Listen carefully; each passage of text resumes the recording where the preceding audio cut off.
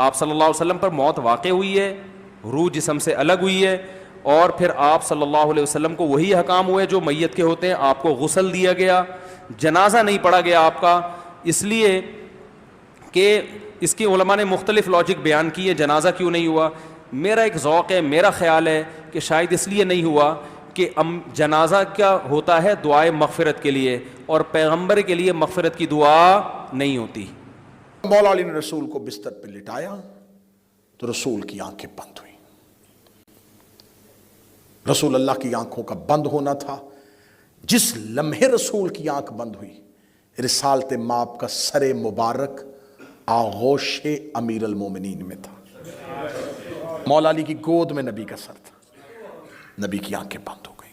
اب میں یہاں سے تاریخ پڑھوں، مصائب نہیں ہے، یہ تاریخ ہے. مجھے انقلاب زہرا اور کے سیدہ کو پڑھنا ہے. نبی کی آنکھیں بند ہوئیں. اہل بیت اطہار نے رونا شروع کیا. رونے کی آواز حجرے سے نکل کے دروازے پہ پہنچی. دروازے پہ اصحاب پیغمبر کا رش تھا. اب یہ جو باتیں ہیں میں اہل سنت کی تواریخ سے پڑھ رہا ہوں، میں طبقات ابن سعد سے پڑھ رہا ہوں، میں اسد الغابہ سے پڑھ رہا ہوں، میں ابن اساکر سے پڑھ رہا ہوں، میں زہبی سے پڑھ رہا ہوں. ان تمام نے ان واقعات کو انہی الفاظ کے ساتھ لکھا. اصحاب دروازے پہ گریہ کر رہے تھے، شدت غم میں نڈھال ہو رہے تھے، بے چین ہو کے رو رہے تھے کہ رسول دنیا سے چلے گئے. اسی اسنا میں ایک شخص نبی کے گھر سے باہر نکلا جس نے تلوار کو نیام سے نکالا ہوا تھا. نام اس کا عمر ابن خطاب تھا. اس نے دروازہ پیغمبر پہ جا کر خبردار کوئی نہ روئے. کون کہتا ہے کہ محمد مر گئے؟ جیسے موسیٰ 40 دن کے لیے گئے تھے ویسے ہی یہ بھی گئے ہیں. ان قریب وہ ہمارے پاس واپس آ جائیں گے. پھر تھوڑی دیر وہ سکوت میں رہے. پھر سکوت میں رہنے کے بعد پھر سر اٹھایا. جیسے عیسیٰ کو اللہ نے زندہ اٹھا لیا تھا، ہمارے نبی کو بھی زندہ اٹھایا ہے. یقیناً وہ ہمارے پاس جلد پلٹ کے واپس آ جائیں گے. جب انہوں نے یہ 2 دلیلیں دی تو روتے ہوئے مسلمان خاموش ہو گئے. وفات رسول، رسول کا دنیا سے جانا ایک موما بن گیا. ایک کشمکش کی کیفیت ہو گئی کہ نبی زندہ ہیں، آسمانوں پہ چلے گئے، غائب ہو گئے. روتے ہوئے مسلمان چپ ہوئے. اتنی دیر میں اہل سنت تواریخ کہتی ہے عمر ابن زائدہ مجمع میں سے کھڑا ہوا. اس نے عمر ابن خطاب کی طرف دیکھا. اس نے قرآن کی آیت پڑھی. خدا کہتا ہے کہ جب میرا محمد ہم تمہیں ان سے اٹھا کے لے جائیں گے تو یہ پلٹ جائیں گے اپنے دین کی جانب. جو ہی اس نے یہ آیت پڑھی فوراً انہوں نے کہا خبردار، اگر تو نے شور کیا میں سر تن سے جدا کر دوں گا. اتنی دیر میں ابو عبیدہ جراح اور ایک اور شخص آیا. اس نے آ کے کہا اعلان کر دو کہ نبی دنیا سے جا چکے ہیں. اب یہاں پر اہل سنت تواریخ کہتی ہے کہ اس صحابی کا یہ غصے میں خطاب کرنا، مسلمانوں کو جھڑکنا ان کی جذباتی کیفیت تھی. ان کو یہ خبر برداشت نہیں ہو رہی تھی، لہٰذا وہ جذبات میں آ کر مسلمانوں سے خطاب کیا. جب انسان جذبات میں آ کے اس طرح کی بات کرتا ہے پھر تھوڑی دیر کے بعد وہ حقیقت کو تسلیم کرتا ہے تو پھر وہ حقیقت کے سامنے گھٹنے ٹیکتا ہے. یہ جذبات میں آئے تھے کہ میں نہیں مان سکتا کہ نبی دنیا سے چلے گئے. پھر جب ان کے ذہن نے قبول کر لیا تھا کہ نبی چلے گئے، انہیں نبی کے جنازے پہ جانا چاہیے تھا، صحیفہ میں نہیں جانا چاہیے تھا. یہ کیسے جذبات ہیں، یہ کیسے جذبات ہے میرا مسلمان بھائی، جو نبی کے دروازے پہ تو نبی کی محبت میں تھے، پھر اس کے بعد یہیں کھڑے تھے. یا کسی نے خبر دی تم یہاں بحث کر رہے ہو. وہاں سقیفہ بنی سعدہ میں انصار جو مدینہ کے رہنے والے باشندے تھے انہوں نے اکٹھے ہو کے اپنا امیر چننا شروع کر دیا. یہ لوگ دروازہ پیغمبر سے دوڑے، سقیفہ بنی سعدہ میں پہنچے. جب سقیفہ بنی سعدہ میں پہنچے تو اس وقت انصار نے سعد بن عبادہ انصاری کو اپنا امیر منتخب کر لیا تھا، جو انصاریوں میں سے سب سے زیادہ بزرگ تھے اور بوڑھا تھا. اسے اٹھا کے بھی نہیں لے کے آئے تھے. وہ اتنا ضعیف تھا کہ اسے بستر پہ لایا گیا تھا اور اسے سقیفہ بنی سعدہ میں اپنا انصار نے امیر منتخب کر لیا تھا۔ اسی اثنا میں یہ لوگ سقیفہ میں پہنچے اور پہنچنے کے بعد کہا کیا کیا تم نے؟ انصار نے کہا ہمیں خبر پہنچی تھی کہ نبی دنیا سے چلے گئے، لہٰذا ہم نے اپنا امیر منتخب کر لیا ہے۔ اسی لفظ کو سننے کے بعد عمر ابن خطاب نے واپس جواب دیا تم کون ہوتے ہو نبی کے بعد اپنا امیر منتخب کرنے والے؟ انصار کے ایک شخص نے جس کا نام منذر تھا اس نے آواز دے کے کہا ہم اس لیے ہیں کہ تم لوگ ہجرت کر کے آئے تھے، ہم نے تمہیں گھر دیے تھے، ہم نے اپنے مال میں سے حصہ دیا تھا، ہم نے تمہیں رہنے کی جگہ دی تھی، تمہیں تمہارے وطن والوں نے نکالا تھا، ہم نے تمہیں وطن دیا، ہم نے تمہیں گھر دیا۔ اسلام میں سب سے زیادہ حصہ ہماری قربانیوں کا ہے۔ اگر ہم تمہیں وطن نہ دیتے تم کیسے اسلام بناتے؟ ہم تمہیں گھر نہ دیتے تم کیسے آج دیندار بنتے؟ لہٰذا ہمارا حق بنتا ہے کہ نبی کے بعد امیر ہم میں سے ہوگا۔ اتنا کہنا تھا یا اسی صحابی نے آواز دے کے اسی لہجے میں کہا خبردار، نبی کی، اب یہ جملہ سنیے گا، نبی کی وصیت ہے کہ میرے بعد میرا جانشین میرے گھر میں سے ہوگا، تو کیونکہ ہم قریش میں سے ہیں۔ اب ان جملوں کو ذہن میں رکھیے گا، کل آپ کو جناب زہرا کی تقریر سناؤں گا، جناب زہرا کا احتجاج سناؤں گا، اس وقت یہ جملے میں دہراؤں گا، اور اگر آپ نے اس وقت سنے ہوں گے تو اس وقت آپ کو لطف آئے گا۔ انہوں نے کہا رسول نے کہا تھا کہ میرے بعد میرا خلیفہ میرے گھر میں سے ہوگا، تو کیونکہ ہم اہل قریش ہیں، ہم رسول کے اس خاندان سے ہیں، ہم قریش میں سے ہیں، تو رسول کے بعد جانشین ہم میں سے ہوگا۔ اتنا جملہ کہنا تھا۔ جب انہوں نے یہ لفظ کہا تو اب یہاں پر انصار نے ریزسٹ نہیں کیا، تھوڑا سا سرنڈر کیا۔ انہوں نے کہا پھر ایسے کرتے ہیں، ایک امیر تم منتخب کر لو، ایک ہم منتخب کر لیتے۔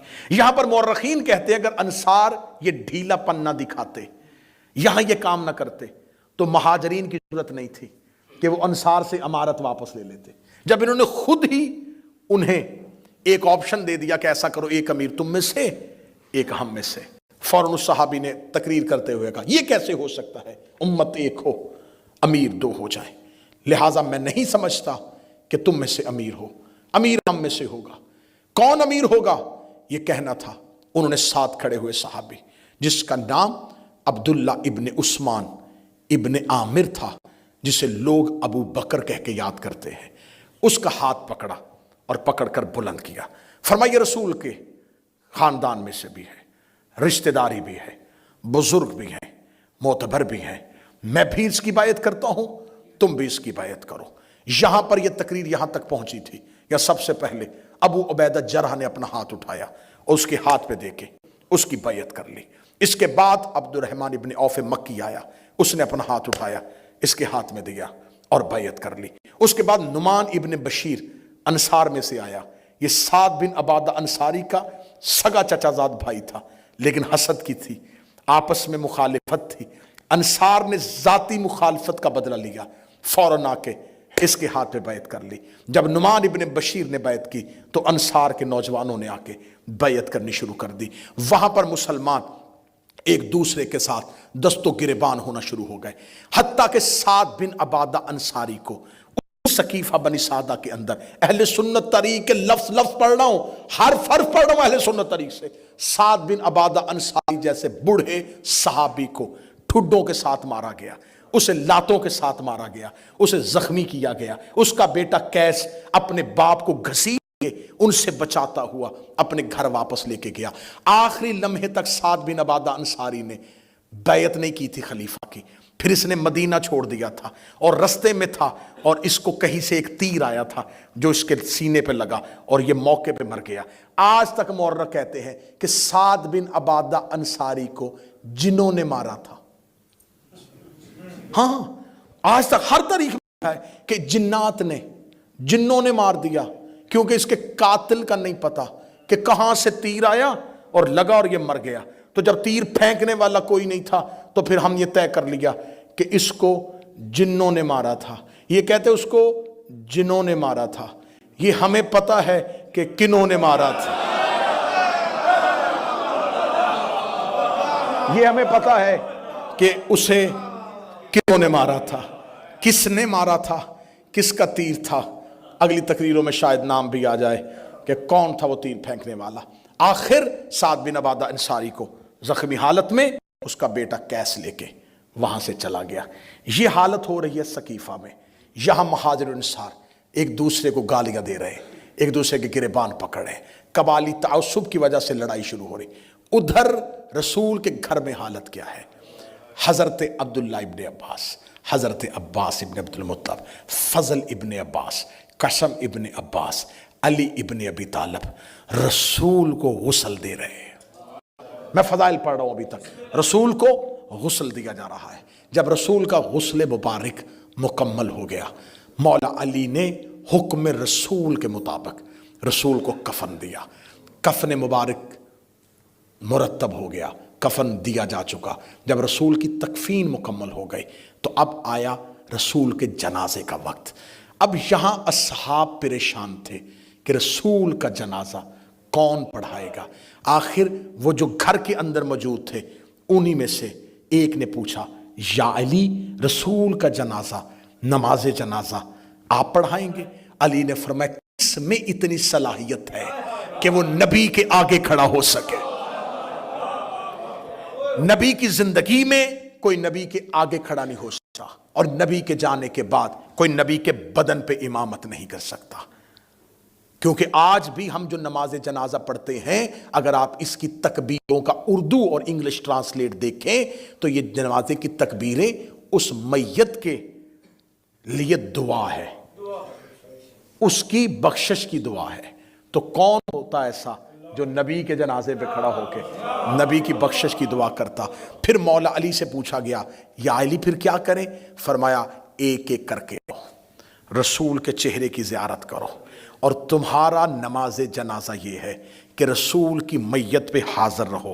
حاضر ہونے کے بعد اس آیت کو پڑھو، ان اللہ و ملائکۃ یصلون علی النبی یا ایھا الذین آمنوا صلوا علیہ وسلموا تسلیما.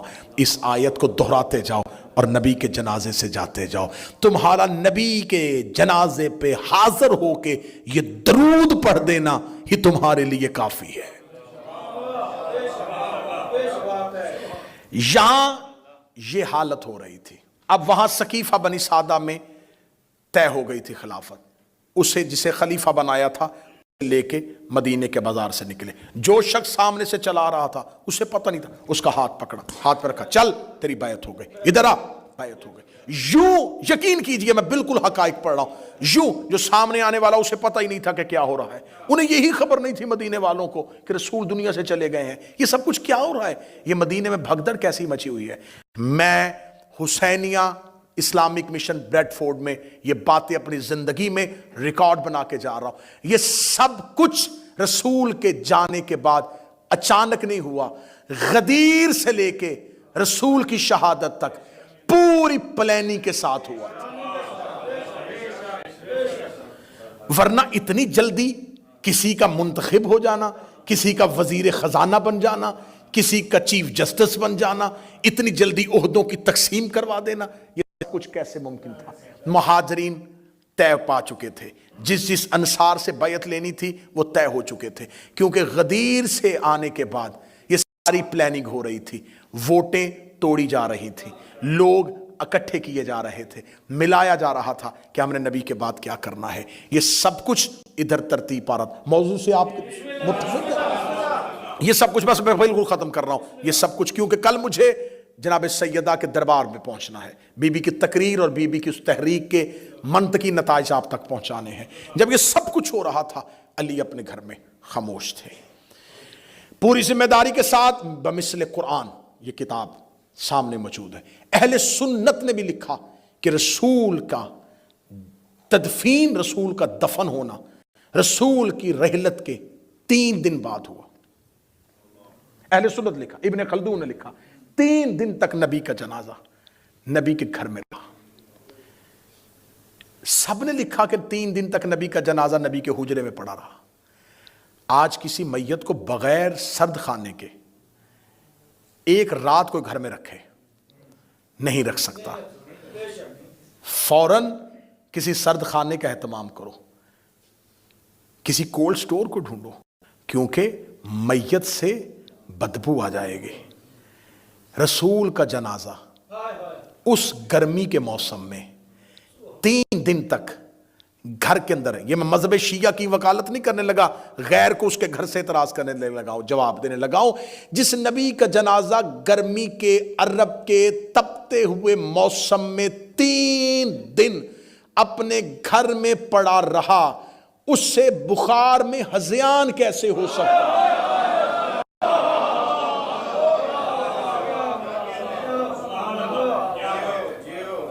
3 दिन तक नबी का जनाजा घर में मौजूद रहा।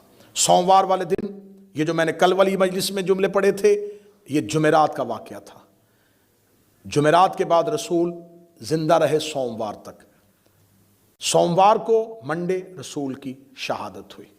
उसके बाद मंगल का पूरा दिन, मंगल की पूरी रात, बुध का पूरा दिन, बुध की पूरी रात, बुध और जुमेरात की दरमियानी रात अली ने रसूल को हुजरे में दफन किया।